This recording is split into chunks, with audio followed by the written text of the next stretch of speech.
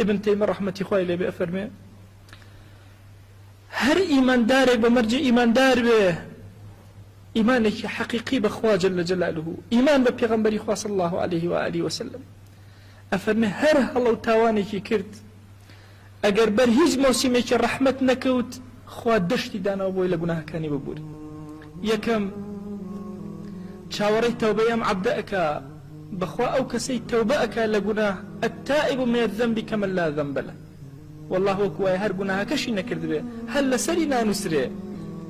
دەستی ڕاست مەلائیکەی دەستی ڕاست نایەڵێ قبوڵ ناکە لای چەپ بینووسێ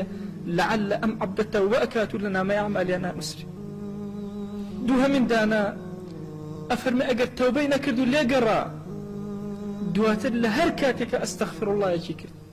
لدوين نرجكان توسيجر هوارك أستغفر الله خواه داوي مغفرة لتو أكم أفرمي إلا بميان رب العالمين لي أبوري أجر بيكم لي نبورا أفرمي بدوهم لي نبورا هر كردويك حسني كرد إلا خراب كاني أشواته إن الحسنات يذهبن السيئات بخوا جاري وهيا هەڵەو کەم و کوڕێکت کردووە شتێکی زۆر بەسیط ئەکەی جارە بە دڵی دایک و باوکت هەڵ ئەسووڕێی جارە لەگەڵ هاوڵەکەتا بزەیەک ئەکەی جارە تەوقە لەگەڵ موسڵمانێکە ئەکەی خوا لێتە بورێ لە هیچ ئومەتێکە ئەمە نەبووە کە بۆ ئومەتی پێغەمبەری خوا صلی الله عليه وسلم هەبوو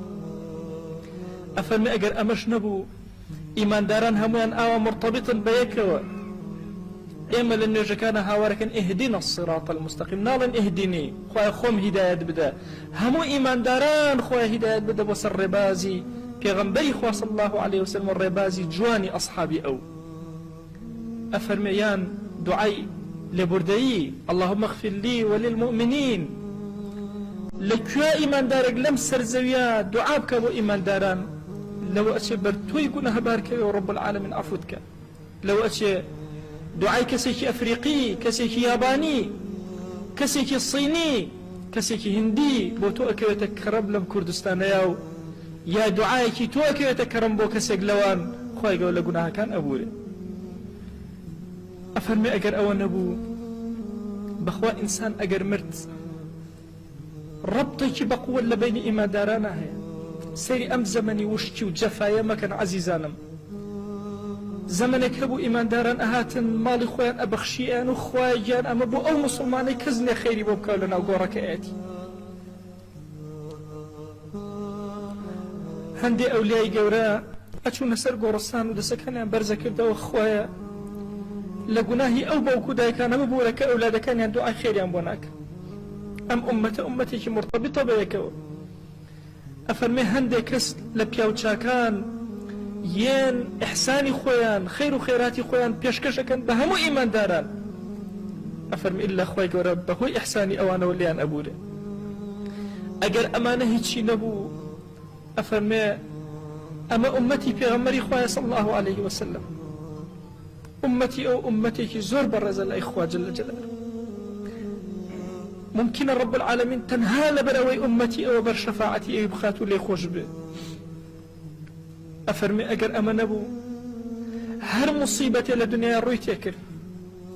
هر نارحتك لرويتك أفرمي هر هم وغمك ضلي داجر كرد بخوا غمك ضل داجيرك خفتك بخيال طايت والله أبت السبب كفارتي قناها كانوا خواهي قولنا قناها أبوري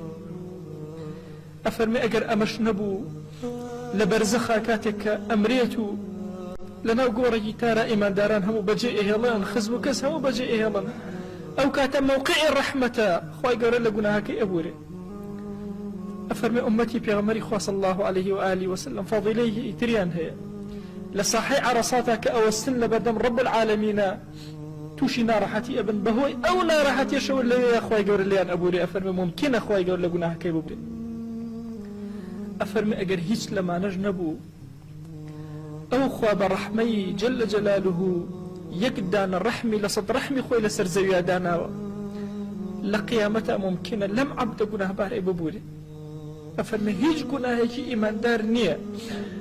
ما دام شريكي بخوا قرار ندابي رازقو بي لقل أم دين شيرينيا